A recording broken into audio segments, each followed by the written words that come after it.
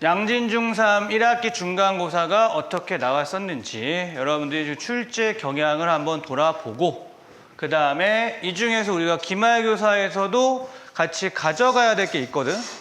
그죠? 그러니까 기말고사에서 어떤 것들을 좀 유념하면서 공부를 해야 여러분들이 결과도 얻고 또 과정에서도 의미를 얻을 수 있을까? 이런 걸 한번 생각해 봅시다. 자, 총평을 해버리면 중간고사 일단 시험 범위 문법이 좀 다수 있었기 때문에 여러분들이 공부하는 과정이나 이런 것들이 좀 까다로웠을 거예요. 또 나중에 이제 좀 더 뒤늦게 정리하게 된 단원이죠. 논증에 대한 단원, 그치? 논증에 대한 단원에서도 여러분들이 좀 까다로운 부분이 있을 수 있었다. 뭐 귀납이라든가 연역이라든가 유추라든가. 그런데 결과적으로 과정에서 까다로움을 느낄 수 있었지만 출제된 문제의 유형이나 이런 것들은 우리가 공부한 방향과 크게 다르지 않았다. 왜냐? 기출의 출제 유형과 크게 다르지 않았기 때문에 거기서 뭔가 대단히 새롭게 나온다거나 뭐 어렵게 만든다거나 그런 부분은 없었다.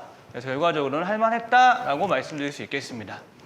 세부적으로 한번 살펴볼게요. 일단 문법 파트 같은 경우에 문법 출제 경향은 이랬습니다, 여러분. 품사, 문장 성분, 문장의 짜임에서 총 12문제가 나왔었죠. 잘 기억이 안 나시겠지만, 그치? 근데 거기서 살펴보시면 개념 정리, 품사, 문장 성분, 문장의 짜임 기본적인 개념을 정리하고 그걸 정확하게 예시해서 적용할 수 있었다라고 한다면 여러분들이 문제에서 그렇게 어렵지는 않았을 거다. 왜냐하면 우리가 실제 시험 보기 전에 한 두세 차례 정도 기출문제 바탕으로 모의고사도 봤었잖아, 그치? 그때 이제 여러분들이 뭐 그때는 좀 더 어렵게 뭐 틀릴 수도 있었지만 그 과정에서 여러분들이 이 개념을 실제 문제풀이에서 어떻게 적용해서 되는가를 연습할 수 있었고 그렇게 준비했다면 여러분들 풀이 과정에서 뭐 고민되는 부분이 없진 않았겠지만 충분히 답을 골라낼 수 있었을 것이다. 이번 시험 범위에는 문법이 있을까요, 없을까요? 없어요, 그렇죠? 이건 이제 참고사항이고, 근데 여러분들 여기서 기억할 건 양진중을 떠나서 어느 고등학교에 가든 문법 공부는 요게 포인트인 거야, 얘들아. 개념 정리해서 무지성으로 외우는 게 의미가 없죠. 개념 정리해서 뭘 할 수 있어야 돼요? 예시해서 써먹을 수 있어야 돼요. 예시가 바뀐다고 못 써먹는 개념은 알고 있는 게 아닌 거예요. 예시가 좀 바뀌어도 아 이거 이건데? 라고 얘가 조사구나, 얘가 뭐구나 이런 것들을 설명할 수 있어야 진짜다. 알겠죠? 요거는 꼭 기억해 주시고 그 다음 넘어가서 문학은 어땠냐? 비문학부터 얘기해 볼게요. 비문학 시험 범위가 강연문과 논설문 크게 두 개가 있었습니다. 그 출제 경이 어땠냐면 일단 강연문 바탕으로 4문제 나왔었고요. 여러분들이 보기에는 보기에서 강연문 듣는 방식에 대해서 기억나는지 모르겠습니다만 적절한 게 몇 개냐? 그 서술 개수 고르는 문제. 이거는 어떤 내용을 가지고 하더라도 이런 유형 자체는 뭐예요? 정확하게 알아야 풀 수 있어. 그러니까 정확한 정리가 됐어도 고민하게 되잖아요. 그렇지? 맞는지 아닌지 한 번 더 생각했을 것이고 분명히. 그러니까 이런 것들은 굉장히 어려운 유형이었고 이 문제 정도가 개정 4문제 중에서 기억에 남는 문제. 결국 이 문제만 잘 해결했다면 강연문 나머지 문제는 충분히 예상했던 문제들이었기 때문에 해결 잘했을 것 같고 그 다음 논설문 아까 얘기했죠. 논설문 4문제 나왔었는데 이때 우리가 논증 개념이 들어갔어요. 그렇죠? 논증에서 이제 기본적인 귀납, 연역, 유추 3가지가 중요했는데 이 논증 방법과 오류 사례, 프린트도 있었잖아요. 그렇죠? 이런 것들을 좀 더 정확하게 정리했었다. 혹은 한 번 보고 말았다. 한두 번 보고 말았다. 이랬을 경우에 너네들이 느끼는 개별적인 난이도 차이가 있었을 것 같아요. 그죠? 이 부분을 좀 정확하게 꼼꼼하게 정리했었다라고 한다면 실제 시험에서도 그렇게 막 꼬여있는 건 없었기 때문에 충분히 해결할 수 있었을 것 같은데 그냥 귀납이 보고 뭐 연역이 보고 유추가 뭔 정도만 교과서에만 잠깐 봤다라고 하면 실제 문제풀이에서는 좀 틀릴 수도 있었지 않았을까 이렇게 분석할 수 있습니다. 여기서 남길 교훈이 뭐냐? 결국 꼼꼼한 게 내신에선 짱이다. 그죠?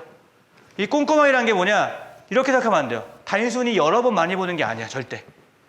3번을 보든 2번을 보든 한 번 볼 때 더 시간이 오래 걸려야 돼요. 이 뭐냐? 정확하게 설명할 수 있도록. 그리고 그런 비슷한 유형 보면 바로 관련된 답이라든가 의도를 말할 수 있도록 공부하는 게 꼼꼼한 거예요. 이건 여러분들이 고등학교 올라가면 더 필요한 부분이 되겠죠. 그렇죠? 그지? 그런 부분들 잊지 않도록 하시고, 마지막 문학 파트의 출제 경향. 우리 이제 어떻게 나왔느냐? 문학은 교과서와 프린트 현대시에서 한 8문제 나왔었어요. 그렇죠? 그러니까 이번 시험 범위도 문학이 중심이잖아요. 그렇지? 그러니까 잘 새겨드려야 되겠죠? 이번 시험 범위에는 문학의 다양한 갈래가 나옵니다. 고전시가 소설, 그리고 시도 나오는데, 그렇지? 프린트까지 포함한 다양한 작품 나올 텐데, 가장 자주 우리가 주목할 문제는, 반드시 나오는 문제는 뭐가 있냐면 그 갈래의 표현법의 특징, 형식적인 특징 반드시 묻습니다.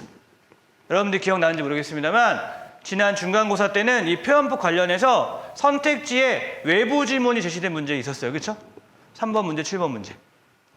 이런 문제도 사실은 여러분들이 기본적으로 좀 어렵게 접근할 수밖에 없는 문제잖아요. 낯서니까. 그렇지? 근데 이조차도 우리가 표현법의 기본 개념과 우리가 주는 문제집에서도 외부 지문 문제 많이 나오니까 그런 걸 정리하면서 경험을 해 두었다면 그렇게 막 심각하게 어렵진 않았을 것이다. 중요한 건 시작하는 지금 시점에서는 표현법과 내용의 특징을 아주 꼼꼼하게 정리할 필요가 있다라는 거죠. 그래서 마무리하시면 우리 기말고사는 문학 중심이다. 그지? 문학 중심이니까 선택지 판단에 있어서 오히려 문법보다 더 까다로울 수가 있어요. 그러니까 문학 공부하는 때도 그렇잖아. 왜 선생님 왜 이게 맞아요? 나 아닌 것 같은데. 근데 차라리 문법은 어때요? 확실한 지식으로 판단할 수 있잖아요. 그렇지? 기준이 있죠. 근데 문학은 세부적인 문제, 좀 어렵게 꼬여있는 문제 같은 경우에 여러분들이 이런 부분 때문에 고민할 수가 있습니다. 그래서 우리가 공부하는 목적이 뭐냐? 선택지 판단 기준을 보다 명확하게 만드는 것이다. 이거 혼자 할 수 있는 것이 아닙니다. 여러분들이 풀었던 문제 혹은 같이 공부하는 과정에서 조금이라도 납득이 안 되는 부분들은 시험 전에 반드시 질문을 통해서 그 논리적인 판단 과정을 만들어 놔야 돼요. 알겠죠? 이런 부분이 나와서 이렇게 물어보면 답이 A일 수 있고 B일 수 있다. A다, B다 이런 거 확실한 기준을 잡고 가셔야 실전에서 이렇게 헷갈리는 경우들이 많이 줄 수가 있습니다. 알겠죠? 형식적으로 뭐야? 기본적으로 선택지는 당연히 끊어서 판단하셔야 되는 겁니다. 알겠지? 그러니까 여러분들의 중학교 3학년 양진중 문제는 고등학교로 가는 아주 좋은 본보기예요. 고등학교 문제는 너네들 거보다 좀 더 꼬여 있어요. 그죠? 그러니까 지금 너네 딱 이 시점에 너네 문제는 기출문제 굉장히 좋은 편이다. 문제 정성을 많이 쏟은 문제다. 그러니까 여러분들 좋은 경험한다 생각하시고, 그렇기 때문에 진학 전에 문학의 주요 개념 정리한다. 그리고 문학 관련된 선택지 판단 과정을 우리가 연습한다 라고 생각하시고 이번 기말 대비 과정에 준비했으면 좋겠습니다. 아시겠죠?